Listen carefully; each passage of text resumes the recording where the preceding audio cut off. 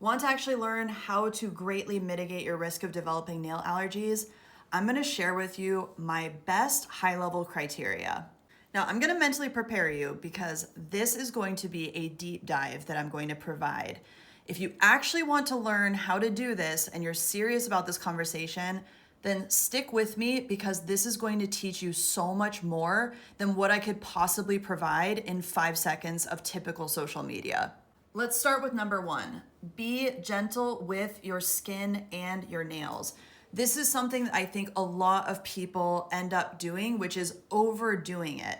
Especially when we start doing nails, we get really excited about all of the different products and all of the different nail art. And a lot of us end up doing our nails not just once every 2 or 3 weeks, but sometimes every 1 or 2 days. Especially if you're experiencing things like lifting because you're still learning how to apply product, constantly redoing your nails is going to lead to your skin barrier getting compromised, your skin and tissues getting worn down and irritated, as well as your nail plates getting really, really thin. You need to give your nails time to recuperate, regrow, and be mindful of the health of the surrounding skin, because when you damage all of that, we make ourselves more susceptible to developing nail product allergies.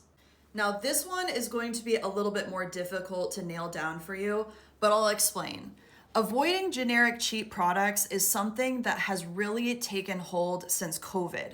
A lot of people, they go on traditional online websites and they just find whatever cheap products, whatever cheap nail kits, because most people assume that all nail products are created equal and it doesn't really matter. But it does. And a lot of those cheap products cut corners by changing their formulations to make them cheaper to make, which increases a lot of those monomers that are going to be highly sensitizing. So by actually looking for companies that have a real person, a real face, and actual expertise with nail products, you're going to greatly mitigate your risk of using a product that might be leading you down the allergy road. Ask for SDS, which are safety data sheets. This actually is related to my previous one. Safety data sheets are actually complex documents that list ingredients and concentrations of ingredients. And they have a whole bunch of other information about who's manufacturing the product, how to handle it, how to transport it. But even if you can't read an SDS, just the action of asking a company for one is going to tell you a lot about who you're buying products from. I have told this to many nail technicians and DIYers, and you would be shocked how many times they get zero response or they get some super cryptic response about why the company can't provide that information. Honestly, any responsible gel brand or nail product brand should be able to share ingredients with you and should be able to actually tell you the exact concentration of every single monomer that is in their formula. At Attain, I will be fully transparent and tell you exactly what is in our products, and we don't use traditional monomers. HEMA-free just means it either has a percentage below what's considered to contain HEMA, or they're replacing HEMA with another alternative, HEMA's cousins. So by actually looking for this information, asking who you're buying products from, you're going to take a pool of tons of possible brands and you're going to whittle it down to a lot more responsible brands and manufacturers. Using a high quality lamp is also extremely important. Again, we can't just take a generic lamp and a generic gel system and put them together. And this is because gels require very specific amounts of energy in order to activate the ingredients inside to properly cure those products. Gels can actually appear hardened when they're only 50% cured, and that means there's a lot of unreacted components that can leach out of that product as we wear them, even if it feels hard to the touch. So we want to actually be looking at what type of lamp we are purchasing. The best way to do this is to buy a system, but I also know that a lot of people own multiple brands of gel. So it's important to use the criteria that I've shared on a previous TikTok about nail lamps, looking for the criteria as to, again, how to take this many options and whittle it down to much better options and giving yourself a much better chance of finding a quality nail lamp. Avoiding skin contact is a really good piece of advice because the more we touch these products in their liquid state, the more we are exposing ourselves to the chemicals that are in them. But like my previous TikTok that I did about the reality of the situation, we are going to come into contact with our products from time to time, even if we're being super careful. So just be mindful of how much you're touching things. Don't touch sticky inhibition layers with your bare hands. Don't be sloppy with your product to the extent possible. And if you do touch skin, wipe it off with some isopropyl alcohol and really do a good job of learning how to get better at your application so you're avoiding unnecessary skin contact.